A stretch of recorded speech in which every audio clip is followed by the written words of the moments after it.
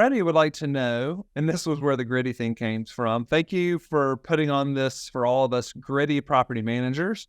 Gritty's a great adjective. I think there's a lot of other adjectives that people use to describe us property managers. What is the best platform for dealing with communications between tenants and managers?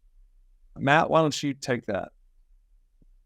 Yeah, I'll take a stab at that one. So I've worked in Zendesk and had teams work out of Zendesk. I've worked at organizations where everything was homegrown, totally built from scratch, CRM, all communication was on our own technology. And then I've worked in organizations where you've got a hybrid of some of the communication happens in your own platform, some of it happens in third-party platforms. So in terms of the best, I don't know that I can say there is a single best. I think there are advantages to all three of the situations that I mentioned. I think consistency of use and having good SOPs and having clear expectations with your team is probably the most important, because even if you have if you've built your own platform that is texting and emails, and you have really good visibility, but really at the end of the day, you need to pick up the phone and have a hard conversation.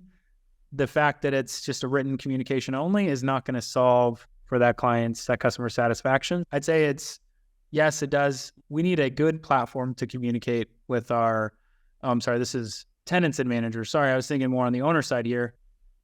Gosh, and I've got less to add on the tenant side. I think visibility and transparency into that communication across the organization is probably the primary thing that I would say is most important. But again, clarifying how that technology should be used, when to pick up the phone, making sure that the people are communicating within your team members are communicating within certain SLAs. We respond in 24 hours, we respond in 8 hours or 4 hours or whatever the case may be. So don't have a perfect answer for you. What would you all add to that? Here, go ahead, Greg.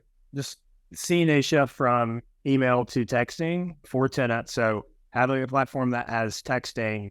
The other thing is like a shared inbox. So Matt mentioned Zendesk. There's also Help Scout. Front is another one. There's a lot of benefits to having that component of it from a quality control standpoint. If somebody's out on vacation or if a property manager leaves and somebody else comes in, having that shared inbox is game changing opposed to people working out of their Gmails. It's just really hard to audit the business, to share a workload between those. So I think texting, I've seen a lot of tenants like that. And if you could have texting and email in the same system, that is hugely beneficial, because we've seen the challenges going from a VoIP phone system and another platform for texting and another for email. If I'm trying to research an issue, you got to go to 3 places. And so that does create challenges. So there are point-in solutions that have all of those built into them. Zendesk offers all of those. Those are the 2 things that I've seen work really well. Yep, I can add in on that one. So this is an area where I feel like I've affected a lot of change in my career path, I guess you could say, is in the tenant communication front. What I have found to be the most successful is utilizing these systems. Absolutely. These will make your life easier.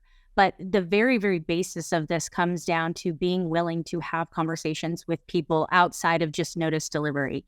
I don't know if anybody has ever had to deliver difficult information to a tenant, maybe a lease violation or maybe an increase on a renewal. It is so much easier to get that through when you can have a conversation with that person and relate to them person to person. So while there is an enormous amount of things that can be automated in this industry, and communication can be to some degree, I don't think that you can overstate the importance of just picking up the phone and making that call and making that connection. Resident training is what I call that. And resident training starts the day that someone applies. You communicate to them, hey, if you need to get a hold of me, the very best way that you can do that is here. And if I don't respond to you within the next 24 hours, I will still get back to you. And then hold yourself and your team accountable to those metrics so that you are delivering on the promise that you've given. And don't overpromise. Don't tell everybody you'll get back to them in 12 hours if you can't get back to them in 12 hours. Be realistic in your approach and be willing to adjust based on your client base.